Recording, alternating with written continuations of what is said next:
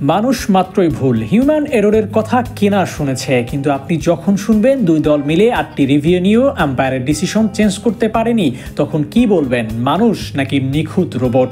না, বাংলাদেশের আম্পায়ার শরাফুদ্দৌলা ইবনে শহীদ সৈকত রোবট নন। তিনি বাংলাদেশের গর্ব, বাংলাদেশের সবচেয়ে ভালো আম্পায়ারদের মধ্যে তিনি অন্যতম। দেশ ছাড়িয়ে বিদেশেও নাম কামিয়েছেন তিনি, এমনকি তিনি এখন বিশ্ব ক্রিকেটের নামকরা আম্পায়ারদের একজন। বিশ্ব ক্রিকেটে নাম কামানোর পথ এতটাও সহজ ছিল না সৈকতের জন্য। তবে এবার সৈকত গড়লেন বিশেষ এক রেকর্ড, এমন রেকর্ড যে রেকর্ড হর হামেশাই দেখা যায় না।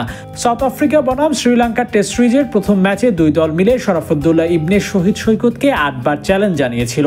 সৈকত কল করেছেন আউট, কিন্তু ব্যাটার নট আউট বলে রিভিউ নিয়েছেন, কিন্তু ডিজিটাল রিভিউ সিস্টেম চেক করে দেখা গেছে আম্পায়ার সৈকতের কলই রাইট। এমন ঘটনা ঘটেছে 3 বার। 5 বার বোলারের আবেদনে রিভিউ নিয়েছে বোলিং দল। সৈকত নট আউট বলার পরেও বোলিং টিম 5 বার রিভিউ নিয়েছে এবং 5 বারই রিভিউতে জিতেছেন আম্পায়ার শরাফুদ্দৌলা ইবনে শহীদ সৈকত, আর হেরেছে বোলিং টিম।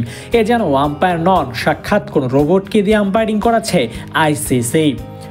এমন টাইট কল হওয়াটাই স্বাভাবিক। আইসিসির এলিট প্যানেলে যে 12 জন আম্পায়ার আছেন তাদের একজন বাংলাদেশের সৈকত। বাংলাদেশ থেকে কোনো আম্পায়ার গিয়ে বিশ্ব ক্রিকেট মঞ্চে নিজেকে প্রতিষ্ঠিত করবেন, এমনটা কল্পনা করাও যেন ছিল কঠিন বিষয়। কিন্তু সেখানে সৈকতের কল্যাণে দেখা গেছে এমন ঘটনা যেখানে বাংলাদেশ ছাড়াও ভিন্ন দেশের গুরুত্বপূর্ণ সিরিজে আম্পায়ারিং করেন বাংলাদেশ থেকে যাওয়া আম্পায়াররা, তাও আবার এমন পারফর্ম করেন যার জন্য তাকে নিয়ে আলাদা করে বলতে বাধ্য করেন সৈকত। ডারবান টেস্টে সৈকতের সাথে ছিলেন আরও এক আম্পায়ার, পল রোনাল্ড রেইফল। তিনি 6 বার কল করে 5 বার সফল হয়েছেন, 1 বার ব্যর্থ হয়েছেন। অথচ ওই একই ম্যাচে সৈকত 8টি অনফিল্ড ডিসিশন দিয়েছেন এবং 8টিতেই সফল হয়েছেন। আর এজন্যই সোশ্যাল মিডিয়া জুড়ে সৈকত বন্দনা মেতেছে ক্রিকেট ভক্তরা। কেউ কেউ বলছে সৈকত ডিসিশন দিলে তাতে যেন রিভিউ না নেওয়া হয়, এতে ওই দলের জন্য ভালো, একটা রিভিউ অন্তত বেঁচে যেতে পারে। একজন আম্পায়ার যে বারবার তার পারফরমেন্সের মাধ্যমে আলোচনায় আসতে পারেন, তাও বাংলাদেশ থেকে তার শরাফুদ্দৌলা ইবনে শহীদ সৈকতকে না দেখলে হয়তো আন্দাজ করাই যেত না।